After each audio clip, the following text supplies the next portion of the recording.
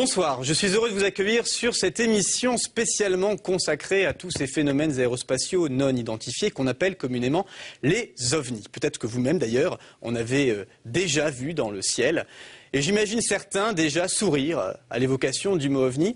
Et bien après les témoignages que vous allez entendre ce soir, après les reportages, après les témoignages des scientifiques et également des spécialistes du sujet, peut-être vous ferez-vous une toute nouvelle opinion sur ce sujet.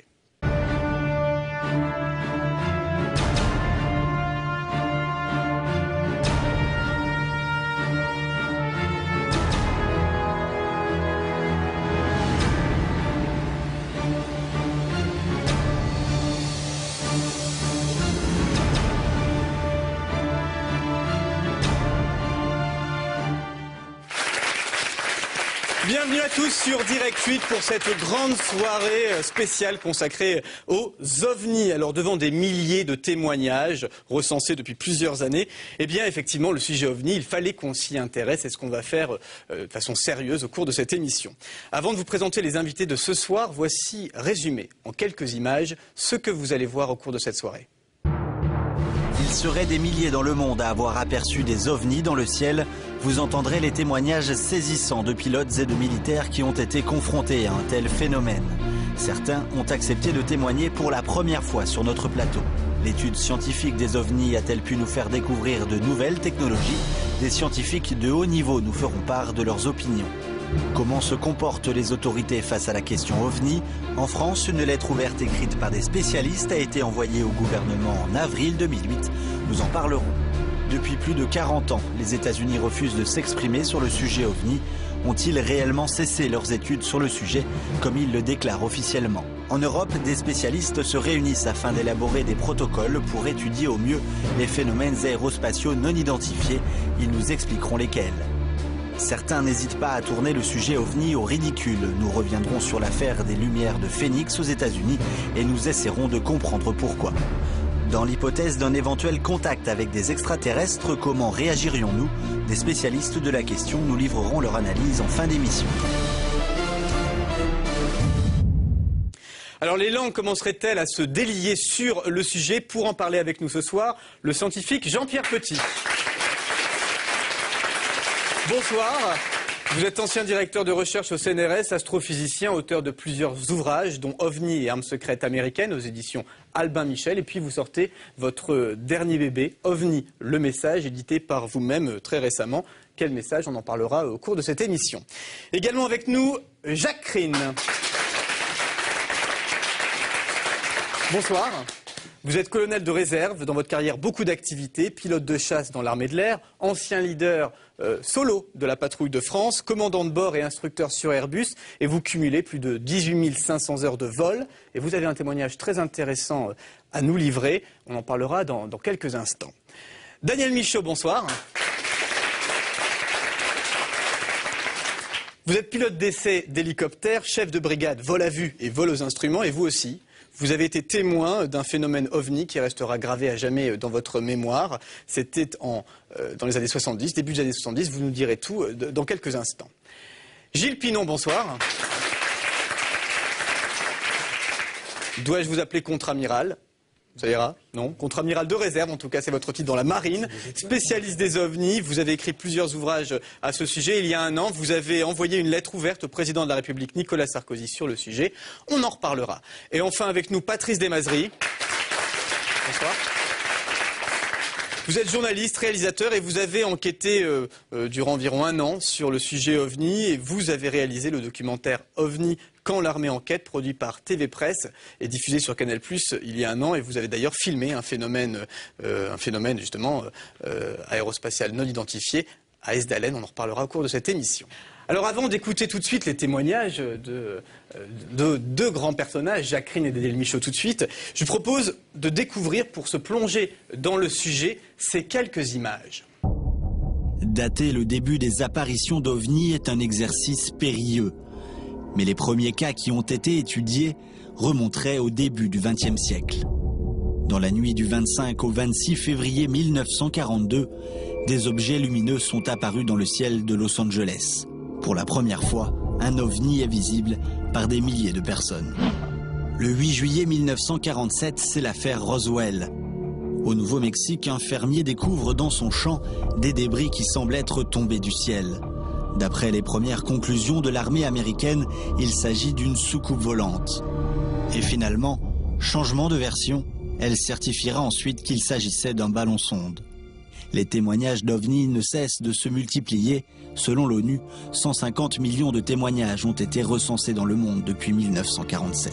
À un moment donné, j'ai levé les yeux, mais vraiment pile au-dessus de ma tête, et à ce moment-là, j'ai vu en fait une forme, un triangle qui paraissait métallique, qui a glissé en fait dans les airs en fait au-dessus de moi. Certains restent perplexes.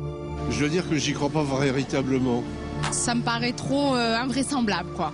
Je pense que c'est beaucoup de gens qui se font des films et qui aiment bien croire aux extraterrestres. Selon le GIPAN, groupe d'études et d'informations sur les phénomènes aérospatiaux non identifiés qui dépend du gouvernement français, 28% des témoignages d'OVNI ne trouvent pas d'explication rationnelle. Aujourd'hui, les ovnis et les extraterrestres sont devenus des thèmes très en vogue. Au cinéma ou à la télévision, l'imagination est débordante. Bien loin de ces fictions, de plus en plus de personnes se sentent réellement concernées, comme en France où les interrogations fusent. Qu'on nous dise la vérité, qu'on ne nous cache rien sur les ovnis. Est-ce que c'est une luminescence? Est-ce que c'est un métal? Est-ce que c'est une matière inconnue jusqu'à présent? Est-ce qu'on a fait des découvertes grâce à ça? Est-ce que ça a permis de faire avancer la science? Est-ce que ça a permis de faire avancer la science? Ça, on en parlera au cours de cette émission, mais tout de suite, donc, comme je vous l'ai dit, des témoignages. On commence avec vous, Jacques Rine. Alors, le 23 septembre 1975, vous faites une mission d'entraînement dans la région de Cambrai, Plastron-Mimosa. Alors, racontez-nous tout. Eh bien, on avait touché les Mirage 3, qui étaient équipés de radars très performants, qui nous permettaient de faire des rassemblements de nuit. Donc d'intercepter un avion de nuit, ce qui était des gros progrès par rapport à ce qui se faisait avant. Une mission? C'est une mission d'entraînement, routine, donc pour l'acquisition du matériel. Et puis c'est une manœuvre assez délicate, les rassemblements de nuit. Nous étions deux Mirages. Donc on décolle, le secteur était Nord-Cambrai, la frontière belge du côté de Lille, et puis un petit coup vers Reims. Et j'étais plastron sur la première mission, et mon coéquipier était éloigné par le radar du sol, jusqu'à peu près 80 km, dirigé vers moi. Là, il prenait l'acquisition de target, c'est-à-dire moi-même sur son radar de bord, et continuait donc l'interception à son compte, et arriver jusqu'au visuel, ce qu'on appelle l'interrogation, pour voir, donc pour arriver jusqu'à proximité de l'avion. Et c'est une espèce de course-poursuite, en gros, pour caricaturer un peu le... Oui, c'est un virage relatif. Bon, il faut savoir qu'on faisait la police du ciel, que le ciel français ne peut pas être traversé par n'importe qui sans autorisation, et que c'était un entraînement. Il donnait une possibilité qu'un avion traverse justement le ciel français sans autorisation de nuit, puisque c'est quand même les interceptions de nuit les plus délicates. Donc on s'entraînait tout type, tout temps, comme on disait. Et là, je vois, traversant un peu mon champ de vision, je vois, puisque j'ai pris d'abord pour un avion en ligne, un cigare, on va dire, forme un peu d'un ballon de rugby, vous voyez, un truc ovoïde avec pointé au debout, avec des hublots, et une immense, je me rappelle bien, c'était une immense lumière intérieure. Bon, sur le premier coup, j'ai dit ça doit être un avion en ligne qui est à quelques nautiques. Je commence à appeler le contrôleur au sol. Je commence à l'engueuler en disant si vous nous faites faire la manœuvre, on est traversé par un avion en ligne, on va avoir un Airbus, on va se faire engueuler, etc. C'est ce travail, quoi. Hein. Le mec, il me dit moi, j'ai rien sur mon scope. J'ai dit écoutez, voilà ce que je vois. Et il dit non, moi, j'ai rien sur mon scope. Et le gars, il commence à me donner les vérifications, bon, oxygène, précieux. C'est-à-dire de dire que bon, attendez, il y a peut-être des phénomènes, on était à 45 000 pieds. Salle de sécurité, et là j'appelle mon collègue qui arrive, il me dit est-ce que tu vois ce que je vois? Il me dit tout à fait, je vois que c'est ce truc-là, qu'est-ce que ça fait là, quoi, hein. Donc je insiste auprès du contrôleur, et il me dit moi je vois rien. Ben, moi je dis on voit quelque chose, et mon gars commence à arriver, bon c'est notre travail, c'était la police du ciel, c'était aller voir ce que c'était, donc l'autre Mirage, celui qui était... L'autre Mirage, oui, on arrive pas ensemble, la post-combustion, et on fonce là-dessus. Et ce qui m'a frappé, c'est la lumière intérieure. Bon, c'est comme, je veux dire, vous voyez un avion de nuit, vous voyez les lumières à l'intérieur, mais ça, c'était une lumière qui était une blancheur, éclatante, je veux dire, extraordinaire. Quoi. Une lumière blanche. Un spot, comme un spot qu'on... Ouais, mais vraiment ce qu'il y a de plus éclatant de blancheur comme lumière. Et en plus, le drôle, c'est que ça n'éblouissait pas. Par contre, je sentais l'intérieur, le vide, enfin l'intérieur de cet objet à travers ces blocs un peu triangulaires et cette lumière qui était d'une blancheur incroyable. J'ai jamais vu ça. Bon, on fonce, donc on va à sa poursuite. Et alors, je sais pas, on est arrivé quand même relativement près, je pense, et ça a disparu dans une microseconde. Je veux dire, c'est un peu comme, je dirais, les Dupont là, dans Tintin, où ils sont doublés par un truc, il a l'impression pourquoi on est arrêté, quoi. Nous, on est arrêté, planté sur place. Et ce bazar-là est passé d'une accélération 0 à... Et là, vraiment, pouf. Et vous pouvez l'évaluer ou c'est même impossible? C'est au moins la vitesse de la lumière, puisque de toute façon, ça a disparu instantanément. Je veux dire, le temps d'avoir la perception rétinienne.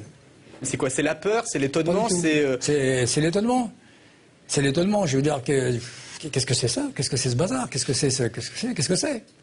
Alors, je rappelle le contrôle au sol, et il me dit, moi, j'ai rien, j'ai toujours rien. J'ai écouté, voilà ce qu'on a vu. Bon, puis rien. On dit, bon, écoute, on va reprendre notre entraînement. Ça coûte cher, les heures de mirage, donc on reprend l'entraînement. Là, c'est moi qui étais chasseur, je passais chasseur sur mon collègue qui était target. D'autres configurations, et pareil, j'arrivais à 15 nautiques à peu près, enfin, mettons 25 km du plastron, et tac, ce bazar-là réapparaît. Entre nous deux, t'as l'air de dire, je vous observe, je suis avec vous les copains. Vous voyez, entre vous deux, donc vous poursuivez votre ami, votre collègue, et entre vous deux, l'objet arrive. Absolument, exactement dans une position d'observation. Un peu comme nous, ça nous est arrivé aussi de faire dans un combat de patrouille, de se mettre au-dessus, comme on dit, sur la perche, et puis de voir à gauche, à droite comment l'affaire se passait. Le sentiment qu'on avait, c'était pas menaçant, mais enfin, ça nous gênait quand même un peu. Alors je rappelle le contrôle, qui me dit, écoutez les gars, non, moi j'ai rien, j'ai pas de signature radar, je vous vois bien vous tous les deux, c'est bien votre manœuvre, etc. Bon, tu vois, visuel, post-combustion, boum, on repart encore plus rapidement, les avions un peu plus allégés, et le même phénomène se reproduit. Dès qu'on arrive à une distance assez proche, que peut-être l'objet s'entend menaçant, ça repart, mais je veux dire, salut les copains, et c'est-à-dire le temps de percevoir d'une manière rétinienne un éclair, quoi. Bon, et le phénomène s'est représenté une troisième fois. Ah, encore? Oui, donc on a vu, si vous voulez, le phénomène se reproduire 3 fois. On prenait à peu près 10 minutes entre chaque représentation. Et la poursuite, ça ne servait à rien. Je veux dire, dès qu'on arrivait, si vous voulez... Et 3 fois en combien de temps Bon, 40 minutes, c'était à peu près l'émission qu'on faisait. Donc là, la première fois, vous ne savez pas trop ce que c'est. La deuxième fois, vous êtes sûr de l'avoir vu. Oui, et la troisième, il y a encore le cerveau, il travaille encore un peu plus. On est encore plus rapide pour lui courir aux fesses, puisque là, bon... on prend pas le temps de rectifier, on le voit réapparaître, on le voit les pédards, que je veux dire, on est de l'un à l'autre, alors qu'on est quand même on est des vitesses légèrement transsoniques, on se balade quand même, quoi. Et vous certifiez que le comportement de cet objet volant non identifié était intelligent, c'était un comportement intelligent, on peut le définir comme ça? Si ça avait été un autre avion de chasse qui venait voir un peu, on peut dire que on a fait des missions, on va observer ce que font les autres. Bon, c'est des missions combinées, etc. Donc, les gens s'entraînent, il peut y avoir un combat aérien, on peut se mettre en observation, ce qu'on appelle sur la plage, pour voir comment ça se passe et restituer après. Donc, c'était une position comme ça. Le problème, c'est que d'abord, on n'était pas averti. Deuxièmement, ça apparaissait comme ça, mais au bon moment, au bon endroit, et ça disparaissait encore plus vite. Et ça ne correspondait évidemment à rien de ce qu'on connaît d'évolution possible de tout ce qu'on a pu créer de plus extraordinaire d'avions de chasse, que ce soit le Rafale ou n'importe quoi. C'était un peu votre boulot de savoir ce qui se passait dans le ciel et de reconnaître un peu tout ce qui pouvait y avoir. C'était la guerre froide, c'est la fin de la guerre froide. Vous retournez donc sur le sol, et là c'est quoi? Vous décidez vous faites la carpe, on n'en parle à personne, on réfléchit 2-3 fois, quelle a été votre réaction? On était perplexes, t'as bien vu ce que j'ai vu, on a vraiment eu la même restitution de trajectoire, de position, etc. Et c'est vrai qu'à l'époque, bon, on s'est dit, quand on était jeunes, on a dit, bon, nous on aime bien voler, alors si on la ramène, ou on va chez le psy, ou on est au secret. Enfin, dans tous les cas, ça va être beaucoup d'ennuis, vu l'ambiance actuelle. Donc, si vous voulez, c'est une chose qu'on a gardée pour nous. Quand j'ai débriefé, quand on se posait, on débriefait le contrôleur. Le contrôleur a dit, bon, on voyait que c'était un type qui c'était pas son souci. Ce qu'il voulait, c'est 3 interceptions réussies. Donc, on a gardé ça pour nous. Vous avez quand même parlé un peu à vos amis au départ, ou c'était vraiment secret défense? Je veux dire, l'ambiance qui évolue maintenant, puisque les gens sont plus ouverts à ce genre de choses, c'est que, bon, moi, la première fois que je l'ai ramené, pratiquement, c'est-à-dire sur une émission qui commençait à dire, c'était 10 ou 12 ans après, et c'est vrai que la réaction de mes proches, c'était de dire, mon colonel, j'ai filmé la moquette, quoi. C'était exactement ça. Et il y a toujours un fond de réaction comme ça, ce qui prédisposait pas les gens à raconter leurs observations, alors que des fois, en fin de soirée, quand l'ambiance est bonne, si la conversation y est là-dessus, il y a toujours quelqu'un qui dit, mais moi, j'ai quelque chose qui m'intrigue, j'ai vu ceci, cela. On va écouter dans quelques instants votre témoignage tout aussi saisissant, Daniel Michaud. Avant ça, Patrice Desmazeries, donc vous avez fait un peu le tour du monde, OVNI quand l'armée enquête, vous avez rencontré beaucoup de militaires. Est-ce que vous avez recueilli beaucoup de témoignages comme celui de Jacques Rine, pas seulement en France, mais outre-Atlantique, en Amérique du Sud ou ailleurs? Oui, des témoignages comme celui-là, on en trouve beaucoup, énormément, notamment en Amérique latine, où il y a aussi un groupe d'études qui s'est ouvert, soutenu par l'armée et qui travaille de manière officielle dessus. Donc c'est vrai que des témoignages de pilotes, il y en a énormément à travers le monde, quoi. Donc ça, c'est plus non plus tabou. Il y a des recherches qui sont faites aussi en Amérique du Sud. C'est assez récent. Quand vous êtes allé enquêter, ils ouvrent leurs archives. C'est facile ou il faut quand même pas exagérer? Pas à ce point-là. Je pense qu'en Amérique latine, il y a à peu près la même démarche que celle qui est établie en France actuellement. C'est-à-dire qu'en France, il y a le GEPAN, qui est le groupe d'études des phénomènes aériens non identifiés. Phénomène, pourquoi on parle de phénomène plutôt que d'OVNI? C'est parce qu'on n'est pas sûr que ça soit solide, que ça soit des objets, et qu'il y a beaucoup de choses qui sont ou des rentrées dans l'atmosphère ou des phénomènes de type plasma, qui sont des phénomènes physiques qui ne sont pas des objets solides. Donc voilà, c'est pour ça qu'on fait la différenciation entre phénomènes aériens non identifiés, les PAN, on appelle communément, et les OVNI. Voilà. Alors, dans quelques instants, je vous dis, on va écouter votre témoignage, Daniel Michaud. Juste avant, on va revenir sur une période, le 10 août 1998, en France. Voilà ce qu'il s'est passé. Écoutez. Ce soir-là, dans un grand nombre de sites, simultanément ou quasi simultanément, en tout cas dans une période de 20 minutes environ, des centaines et des centaines de personnes font des observations de choses qui leur paraissent tout à fait incompréhensibles et qui passent dans le ciel. Vers-le-Grand, ça se situe dans la lointaine banlieue sud de Paris. Ça représente l'itinéraire que suivait ce soir-là une dame qui rentrait de son travail à Bondoufle et qui rentrait chez elle à Itteville. Elle jette un coup d'œil tout en ralentissant et voilà une représentation de ce qu'elle voit. Une sorte de cylindre noir ou très sombre, avec une extrémité en forme de tronc de cône, l'autre extrémité ayant probablement aussi cette forme de tronc de cône, mais elle n'en est pas certaine parce qu'elle n'arrivait pas à tourner suffisamment la tête pour observer l'objet comme il aurait fallu, tout en évitant les collisions avec les voitures qui venaient en face. Alors, un exemple parmi beaucoup d'autres. Ce soir-là, à la même heure, dans le sud de la Dordogne, dans un petit village qui s'appelle Vert de Biron, il y a deux témoins qui observent cette chose étrange qui a une certaine épaisseur, qui a une forme de triangle curviligne, avec des feux sur le côté. Sous cet objet, il y a ce que les témoins ont décrit comme un derrick inversé, tirant à son extrémité un tube lumineux, qui est malheureusement représenté en jaune ici, alors qu'en fait il était de couleur blanche.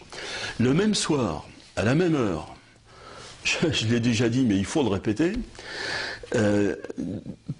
plusieurs dizaines d'observations aussi extraordinaires que ça, ou plus extraordinaires encore, ont eu lieu presque simultanément.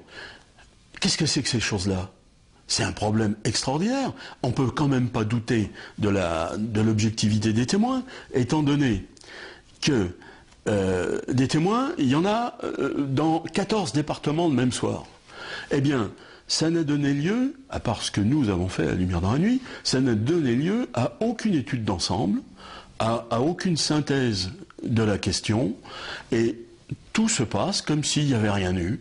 Les gens ignorent totalement, aujourd'hui, alors que nous sommes seulement 8 ans après, les gens ignorent que dans la soirée du 10 août 98, il y a eu une accumulation d'observations de choses complètement non identifiées et non identifiables. Alors voilà, on a un peu ce témoignage d'un monsieur qui a l'air sérieux, qui a recueilli tous ces différents témoignages dans 14 départements de la France. On entend à la fin qu'aucune étude n'a été faite. Gilles Pinon, justement, je me tourne vers vous, contre-amiral. Vous avez envoyé, il y a maintenant un an quasiment, une lettre ouverte au président de la République française, Nicolas Sarkozy, qui parle du sujet en mettant en garde sur certaines choses. Alors, ça arrive, on va dire, presque 10 ans après le premier rapport Cometa, qui était un rapport non officiel, qui avait été donné au gouvernement et qui faisait un peu état des lieux en disant voilà, c'est un phénomène à prendre au sérieux, il faut développer des moyens, etc., etc. Qu'est-ce que vous avez voulu dire il y a un an dans cette lettre que vous avez adressée au président de la République? Écoutez, avec quelques amis, nous avons fait le constat que le traitement réservé aux ovnis en France n'était pas à la hauteur de l'importance et de la gravité du sujet. Comme vous le rappeliez, une association, Cometa, à laquelle je n'appartiens pas, a, il y a 10 ans, remis un rapport au président de la République et au Premier ministre, soulignant l'urgence, ou en tout cas le grand intérêt de regarder de plus près cette affaire. Et nous avons réfléchi à la façon de débloquer cette situation. Alors, nous nous sommes rendus compte que finalement tout le monde se tenait par la barbichette, que le monde politique, que le pouvoir politique attendait que le monde politique s'en émeuve, que le monde politique attendait la caution de la communauté scientifique, que la communauté scientifique attendait une mission de la part du pouvoir politique. C'est le serpent qui se mord la queue, quoi. C'est un serpent qui se mord la queue. Alors nous avons cherché le maillon faible et nous nous sommes dit que finalement, la meilleure façon peut-être de débloquer la situation, c'était de s'adresser au pouvoir politique. Et à ce moment-là seulement, la communauté scientifique, missionnée par le pouvoir politique, pourrait s'intéresser d'une façon sérieuse au sujet. Alors Dieu merci, il y a quelques scientifiques qui n'ont pas attendu la mission du pouvoir politique, mais il nous semble que le sujet est tellement important sur le plan stratégique, sur le plan scientifique, qu'il est nécessaire que, tôt ou tard, le pouvoir politique s'implique. D'où une lettre au président de la République, ouverte. Alors, lettre ouverte, on en reparlera dans quelques instants. Vous parlez d'un point de vue scientifique. Je me tourne sur le scientifique autour de cette table, Jean-Pierre Petit. Après, on a dit le rapport Cometa. Qu'est-ce qui a été fait concrètement d'un point de vue purement scientifique ces 30 dernières années? Je parle bien sûr en France. Moi, j'ai fait une série de publications scientifiques. Les 3 dernières, c'était au mois de septembre, c'est-à-dire dans un colloque international de magnéto-hydrodynamique que je suis allé, où on a présenté avec Geoffrey un travail. On a donc 3 articles. Ces articles il y en a un sur les aérodynes discoïdaux. Et je parle d'un point de vue plus général, d'un point de vue scientifique au niveau du gouvernement. On a parlé tout à l'heure du GIPAN, qui dépend du CNES. Il y a des témoignages qui sont recueillis. Il y a quand même quelques personnes qui y travaillent. Je peux vous répondre, parce que disons que je crois que c'est en 2005, j'ai eu Sillard au téléphone, et Sillard, c'est le créateur du GIPAN. Voilà, c'est ça. Et je l'ai trouvé tout à fait sincère, honnête, donc il a essayé de faire quelque chose, mais en fait, il y a des oppositions énormes à l'intérieur du CNES, énormes à l'intérieur du pouvoir politique, énormes à l'intérieur de l'armée. Par exemple, je crois que c'est vous, Pinon, qui m'avez parlé de ça.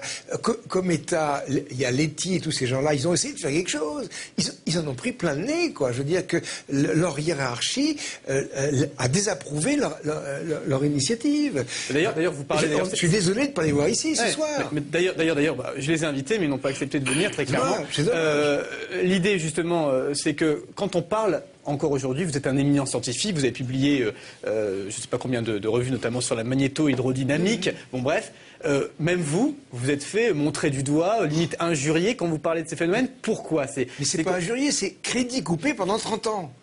Et quand vous avez par exemple Bougnas, qui est biologiste, qui avait fait les analyses sur l'atterrissage de Trans-en-Provence, il en a parlé. Suppression de laboratoire, suppression de moyens de travail, puis rien. Il s'est retrouvé avec une chaise et un bureau, c'est tout. Alors moi, je pouvais travailler avec le papier-crayon, donc j'ai continué à me battre papier-crayon, parce que j'étais théoricien aussi. Bougnas, lui, il en est mort, on peut dire. Mais vraiment, on lui a tout enlevé. Tous ses moyens, tout son personnel. On sent bien une révolte dans ce que vous dites, malgré tout, vous continuez un petit peu à étudier. Mais ça s'appelle la chasse aux sorcières, c'est tout. Ouais. Et c'est dans le domaine partout. Par exemple, Letty aussi a une désapprobation de sa part de sa hiérarchie. Je rappelle que Général Letty, donc c'est celui qui a fait le rapport Cometa, qui en est président. Patrice Desmazeries. Non, simplement préciser que le CNES, quand même, avec le GIPAN, relève et à travers avec l'aide de la gendarmerie aussi, essaye pour l'instant de relever tous les cas d'observation et le font de manière assez sérieuse. Mais quand même. Ça sert à rien. Par exemple, Patnais vient de donner une interview. Patnais, c'est le président actuel du. Non, actuellement. Alors, je rappelle juste évidemment que le CNES, donc c'est le Centre national des études spatiales, à l'intérieur duquel il y a une cellule qui s'appelle le GIPAN, le groupe d'études et d'information sur les phénomènes aérospatiaux. pas identifié. Et donc voilà. Donc en gros, pour l'instant, ce qu'ils font, c'est quand même pas mal. Ils recueillent tous les témoignages. Mais non.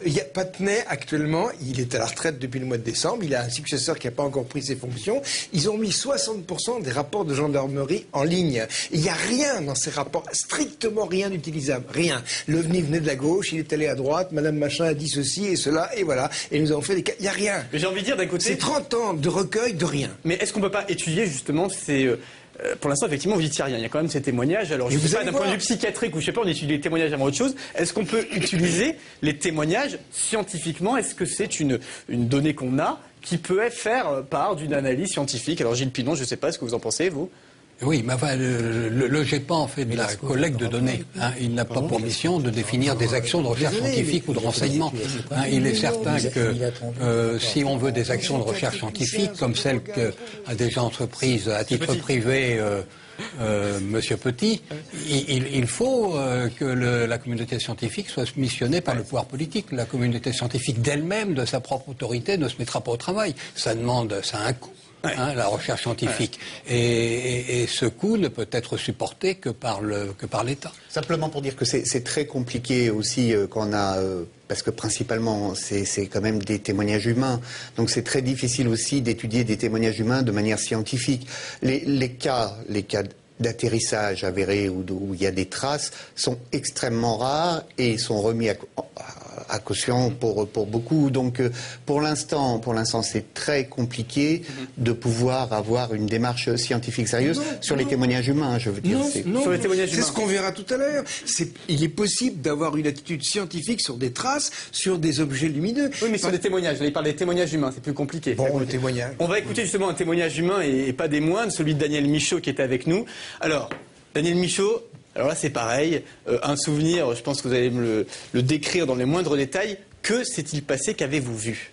Alors c'était en 1973, j'étais jeune pilote dans la LAT. La LAT étant l'aviation légère de l'armée de terre. J'étais basé à Rennes-Saint-Jacques et avec un ami qui s'appelait Jean-Luc Bidot, nous allions à Caen-Carpiquet, à l'école d'Épifat, école des personnels féminins. Elle était à Caen, elle n'était pas à Dieppe. C'était une mission. École des personnels féminins, mission agréable. Oui, très agréable parce que, imaginez-vous, vous avez 22 ans, vous allez vous poser un hélicoptère au milieu de l'école d'Épifat. Il se passe rien évidemment, mais le relationnel est quand même très sympathique. Donc avec Jean-Luc ce jour-là, on était très heureux et à un quart d'heure de l'arrivée, il faisait très beau, on était en condition de vol-cavoc, à 1000 pieds, ce qui n'est pas très haut, 330 mètres. Alors que nous discutions de sujets comme peuvent les aborder des jeunes, Jean-Luc était à ma gauche, m'a dit « Daniel, regarde, oh merde !» Et j'ai tourné la tête. Pardon pour le mot merde, mais ça s'est passé comme ça. J'ai tourné la tête et j'ai vu passer la fin de quelque chose de très gros qui, à l'instant T, m'a paru gros comme un paquebot. C'est l'image première que j'ai eue, qui avait la forme de cigare. Très vite, on a été en station arrière. Vous voyez, le truc nous passe à côté, la station arrière, et on voit la section qui termine par un point. Alors, surpris, je préciserai après les perturbations, tout ça, vous allez voir, il n'y a rien eu. Et alors, très surpris, je dis à Jean-Luc, mais t'as vu comme moi? Il me dit, putain, qu'est-ce que c'était ce truc? Donc, pendant les minutes qui ont suivi, on était quand même pas dans une position de grand confort psychologique, je suis très honnête avec vous. On avait les yeux qui tournaient un peu partout, on se disait qu'est-ce que c'est ce truc? Bon, on ne passait plus à l'école d'Épifat à ce moment-là. Oui, c'est vrai. J'ai appelé par radio, on avait une radio VHF à bord, c'était pas bien équipé, les Alouettes n'avaient qu'une radio VHF et HF, et je vous dirai l'intérêt de la HF tout à l'heure. J'appelle donc le contrôleur et qui me dit oui, on a vu ça par céoscope. Voilà cette histoire. Alors, en gros, une trace radar du phénomène. Une trace radar qui a traversé le scope à un temps très court et qui... Donc ça, c'est rarissime quand même, quand un témoignage est corroboré par une trace radar. Absolument, absolument. Et alors, si vous voulez, ce qu'il y a d'assez étonnant dans tout cela, c'est que la taille de l'objet étant gigantesque, hein, on aurait dû, avec notre petite Alouette 2, qui est un petit hélicoptère magnifique d'Eurocopter, mais qui date maintenant, on aurait dû se cracher. Et alors, je vais aller beaucoup plus loin plus tard, où là, c'est pas une aventure ovni du tout, mais c'est pour expliquer ce qu'on aurait dû ressentir au cours de cette rencontre. Beaucoup plus tard, j'étais chef de cour et vol aux instruments à Dax, en condition indiamaique, ce qu'on appelait le VOI, et avec un monsieur Offler, on est passé par erreur, enfin pas nous, un Mirage de Mont-de-Marsan est sorti de la P35, que connaît très bien monsieur Crine, et est venu mordre dans la R40, c'est-à-dire la zone réservée à Dax. On est donc passé avec une Gazelle 341 dans le souffle d'un simple Mirage. Alors attendez, un hélicoptère, c'est dans un hélicoptère et vous passez à côté d'un Mirage. On passe dans le souffle. Et là, de 2800 mètres on était, on s'est récupéré avec Offler à 700 mètres. Après avoir fait des roulés-boulés vers l'avant. En gros, vous avez été éjecté, enfin il y a eu une secousse violente. Non, on a été pris dans le sillage extrêmement perturbant de cet avion. Bon, je reviens à 1973. Si je compare les deux situations, compte tenu de la taille de l'objet en 73, on aurait dû être tout simplement détruit. Vous ne serez pas là pour me parler de ça. Et voilà. Et là, il n'y a rien eu, même pas de craquement radio. Alors, je vous parlais de la HF. Ce système-là avait une particularité, il crachotait tout le temps. Il était extrêmement sensible à toutes les perturbations. Et quand cet OVNI, on va l'appeler comme ça, nous a doublé, rien. Rien. Ni perturbation radio, ni perturbation d'ordre aérologique. Rien. Ni sifflement, ni perturbation d'aucune sorte, rien. Sauf de nous avoir un peu noué l'estomac. Alors cet objet qui était immense, à l'instant, quand c'est arrivé, l'image qui m'est venue, c'est un paquebot, parce qu'un truc comme ça, c'est très gros, très gros, était d'une couleur gris minium. C'est toujours ce que j'ai dit, c'est-à-dire cette peinture qui sert à traiter le métal. Alors voilà. si vous voulez, on va voir, puisqu'il y a une équipe formidable qui a fait une simulation 3D. Un grand merci d'ailleurs à Qui dit oui. On a essayé, ils ont essayé brillamment de reproduire, alors c'est pas évident, ce que vous avez vu. Oui, alors vous allez le commenter, on va voir ces images, on les découvre. Alors donc voilà, vous survolez, on voit cet hélicoptère, c'est vous. C'est nous. Et tout d'un coup, voilà, c'est exactement ça. Donc on va le revoir sous différents plans, mais ça paraît hallucinant. Vous êtes, voilà, c'est ça. C'est effectivement quand vous dites un paquebot, ça semble. C'est à peu près la durée d'observation, en gros une seconde à peu près. Là, on voit la différence, donc vous êtes le point rouge et c'est l'OVNI en fait. Alors l'ombre par contre, ça je ne sais pas, j'ai jamais parlé de ça, je pense que c'est le monsieur qui l'a mise. Je me suis souvent posé la question de me dire mais comment ça se fait que plein de personnes ne l'aient pas vu au sol ? Parce qu'un engin pareil. Et puis plus tard, le hasard de mon métier a voulu qu'un jour, en tant qu'officier, posé avec un hélicoptère derrière des artilleurs, j'étais derrière un canon 155. Et le hasard voulait que j'étais derrière le monsieur qui tire la corde là. Et quand vous êtes derrière un canon, je vous assure, c'est vrai, vous voyez partir l'obus. Vous êtes derrière, vous voyez un petit point noir qui part. Par contre, quand vous êtes latéral à un obus, à un canon, vous ne voyez pas. Et donc je me suis dit peut-être que c'est parce que ça allait si vite que la rétine ne percevait pas. Alors j'ai gardé ça pour moi très longtemps. Avec Jean-Luc, on en a parlé beaucoup. Quand on est revenu à l'escadrille, on en a parlé, mais c'était le moment où j'allais passer. Parler officiellement ou comme Jacques Rine, vous êtes tué un moment? On m'a gentiment conseillé de peut-être ne pas forcément parler trop de ça parce que c'était pas une façon d'appuyer ou de crédibiliser mon dossier. Alors on a gardé ça pour nous, on en a parlé souvent. De ce jour-là, si vous voulez, j'ai été passionné par le problème OVNI. Et il y a de quoi. Je ne suis pas dans la position de quelqu'un qui croit parce qu'on lui a dit. Ça c'est bien pour un chrétien, par exemple, qui n'a pas vu la passion du Christ. Moi je suis dans la position de quelqu'un qui croit parce qu'il a vu. C'est très difficile à ce partir de là de l'ignorer. Alors ensuite, mais vous croyez, quand vous dites vous croyez, là aujourd'hui effectivement vous avez vu vous croyez à quoi, j'ai envie de vous dire? Eh bien je crois à ce que j'ai vu. Voilà, je ne peux pas donner d'explication. À mon modeste niveau, je pense que le développement technologique de la race humaine ne permet pas de faire quelque chose comme ça. Ou si c'était aussi gros, ça irait pas aussi vite. Et si ça allait aussi vite, il y aurait des perturbations aérologiques extraordinaires. Il n'y avait rien de tout ça. Bon. Donc vous confirmez que vous étiez dans votre hélicoptère, quand je vois cette image, ça me fait vraiment halluciner, il n'y a pas d'autre mot. Et votre hélicoptère ne bouge pas d'un poil, il suit sa trajectoire. Pas d'un poil. C'est quelque chose d'incroyable, pas d'un poil, aucune perturbation. C'est pour ça que je vous ai donné l'exemple tout à l'heure vécu beaucoup plus tard.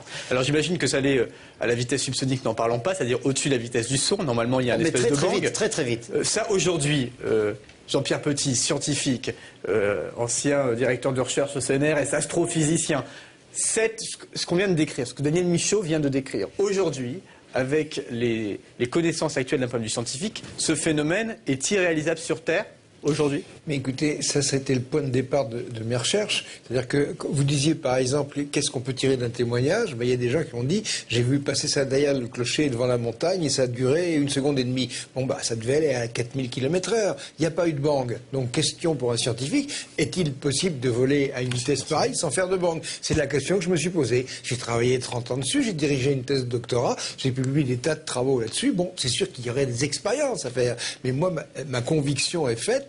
Mais les publications scientifiques sont faites. Technologiquement, on saurait faire ça.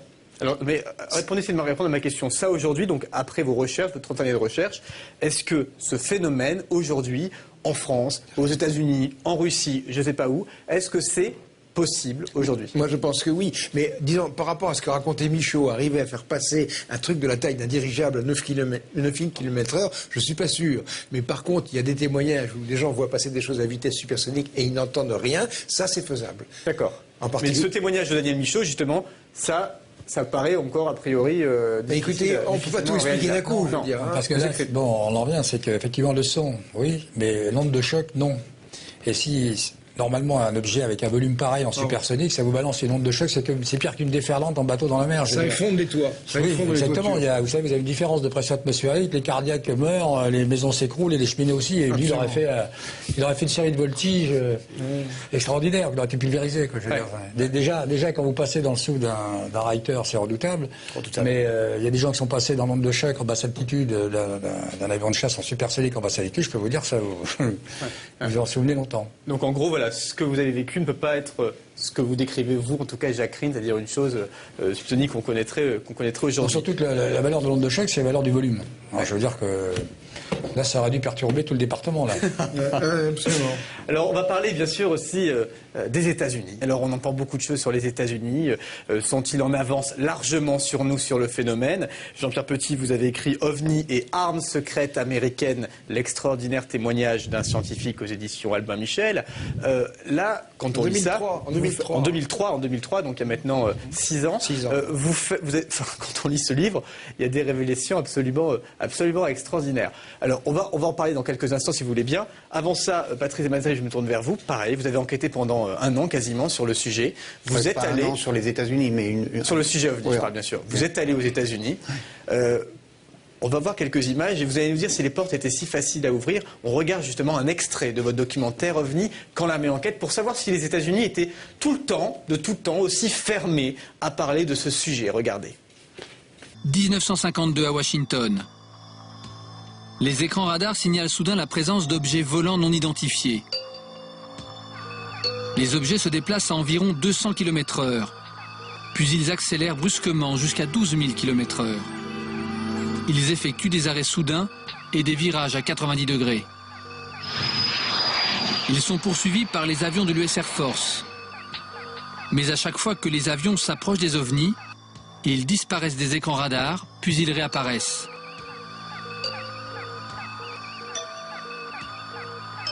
La Maison-Blanche est submergée d'appels téléphoniques de témoins.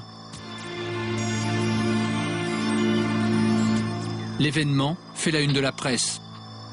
Un général d'état-major de l'armée de l'air donne alors une conférence de presse.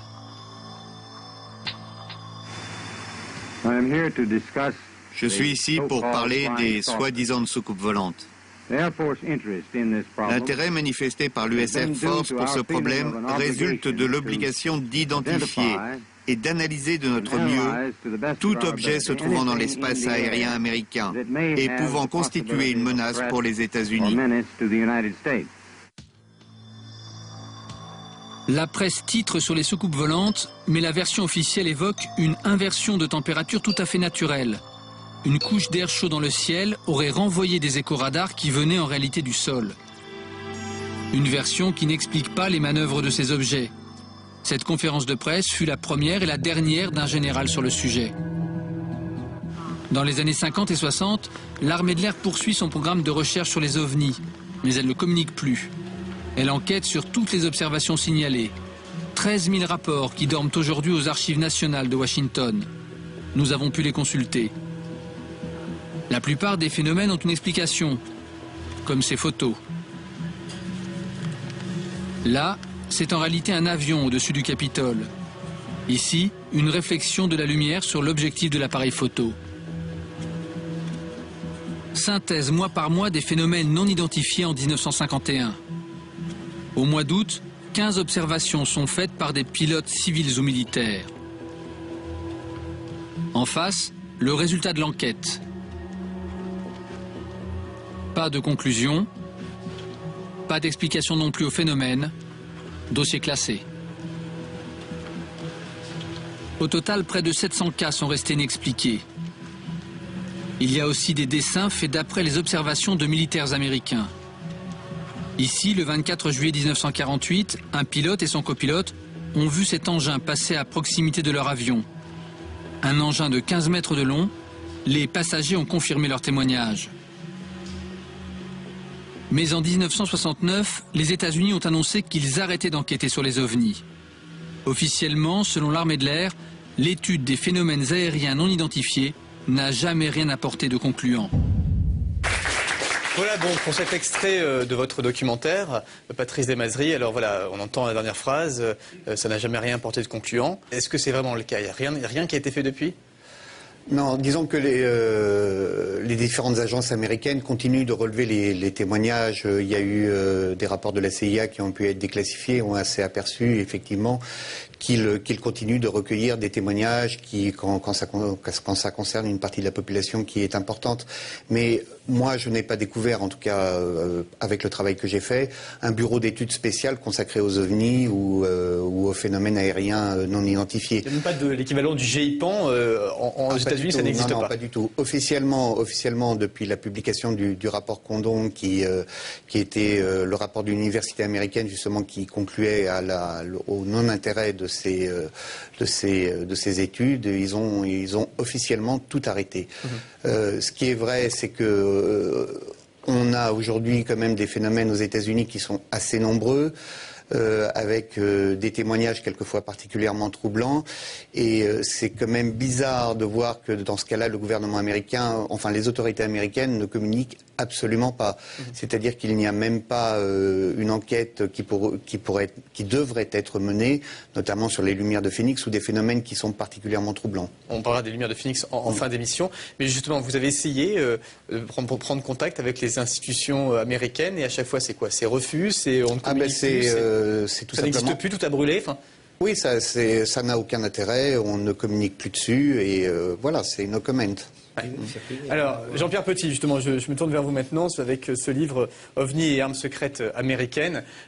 Vous, récemment, on n'est pas dans les années 50, on est beaucoup plus tard dans le temps. Vous avez rencontré des personnes lors de conférences ou lors de congrès à droite à gauche. Vous avez rencontré des personnes qui connaissent ce qui se passe aux États-Unis. Est-ce que pour vous, justement, la recherche aux États-Unis est toujours active sur ce sujet? C'est exactement ce que j'ai entendu, moi, à Brighton, en décembre 2000. Et j'ai rencontré des gens qui étaient impliqués dans des procès de ce genre. Et en discutant avec eux, je me suis rendu compte que c'était des gens compétents, quoi, c'est tout.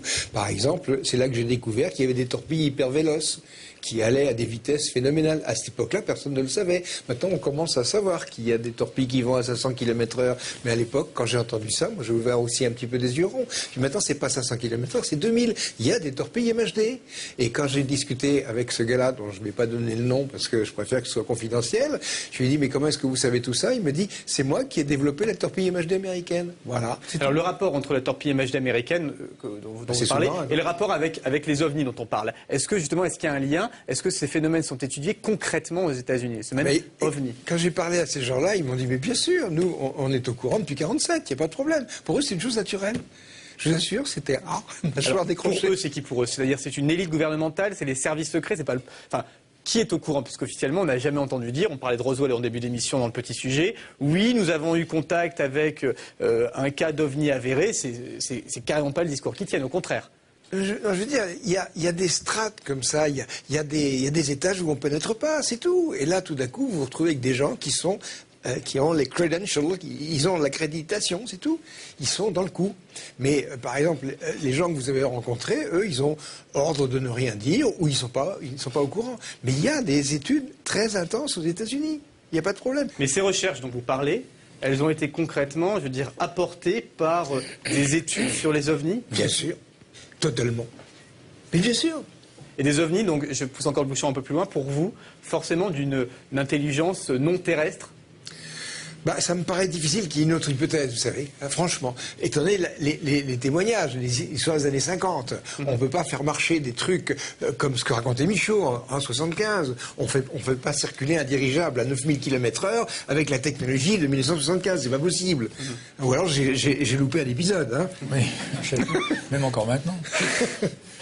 Alors... Gilles Pinon, vous avez entendu un petit peu ce qui se passe autour de cette table.